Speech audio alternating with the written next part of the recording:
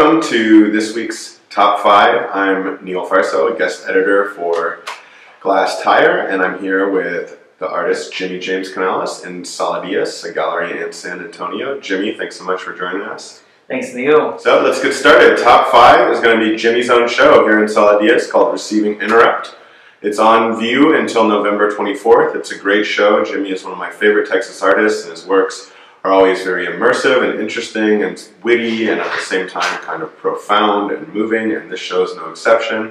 It involves a PVC exoskeleton that has GoPros on it that is connected to a bucket over a skeleton, which has a really great symbolic heft as well as being immediately hilarious. There's also this cool orb that we're sitting in front of where people can sit in and plug in their phone to play a song and have this kind of moment of the sublime. So it's a great show. I recommend everyone come and check it out. And Jimmy, you want to talk a little bit about the show? Yeah, I really loved kind of making it and preparing it. I love people kind of interact with the different pieces. And I love these materials and things like that. So yeah, come on down, check out Sala Diaz. Yep, one of the best galleries in San Antonio. Next, number 4 is going to be a show that's actually at, I think, a nursery in Garland, Texas called The Curious Garden, and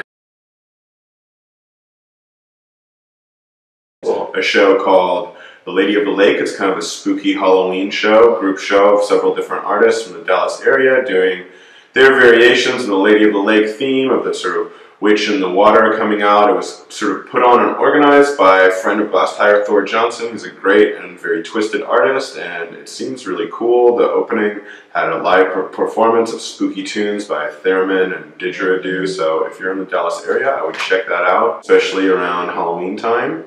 Number 3 is going to be a series of shows down at the Galveston Art Center. So there's a show by the painter Willis that's these kind of interesting and wry watercolors of food and just sort of like a lifestyle fantasia, and it looks quite clever and interesting. And then there are shows by the couple Buster Graybill and Jasmyne Graybill. So if you want to talk about Buster a little bit, Jimmy, I know you're a fan and friends with him. Yeah, Buster makes sculptures and kind of, they're like assemblages of almost like manly stuff, arrows, exhaust pipes, fishing gear. Yeah, there's a cool kind of like redneck sauvage like element to his works that have a lot of virility to them, not unlike, you know, the John Chamberlain pieces out in Marfa of the crash cars. There's a lot of coiled energy, so beautiful colors. Yeah, they're very striking. Show looks great, and then his wife Jasmyne Graybill does these very intricate and beautiful sculptures, kind of enameling or lacquering spoons and other objects, and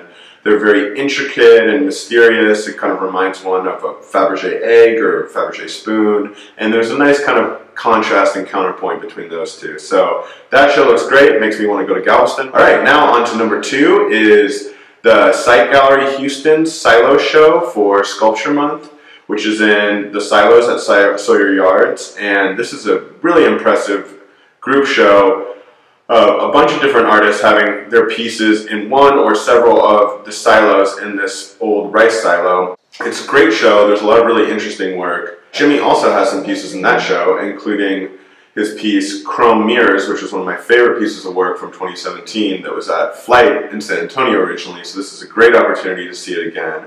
And there's several other pieces that are really amazing and worthwhile. Bill Snyder has a cool piece called The Misery Repair Shop. Camilla Cesna, if I'm getting that name right, has these kind of unsettling, flesh-colored installations that stretch across the silos. And then an artist from Corpus Christi, Leticia Bayojo, sorry if I'm butchering these names, has a great piece of kind of like a CD vortex. So Jimmy, you want to talk about just being in the silo show and your piece, etc.? Yeah, you know, it's a little daunting when you drive up and you kind of see these big kind of art, you know, big structures. But in the case of the show, it really kind of becomes its own kind of character. You kind of walk into these cavernous kind of catacombs and then come across these really kind of beautiful kind of artworks, you know. So that kind of play and relationship is really dynamic for this show. Yeah, it's quite an experience, and it's a very interesting space in Texas, so I would definitely check that out if you're in Houston. I believe that goes through mid-December, so you have some time to see that. Finally, number 1 is the show opening at Mass Gallery in Austin called Staycation Thresholds. So that's opens this Friday, October 26th from 6 to 9 there at Mass Gallery. It's a group show of 10 Austin artists.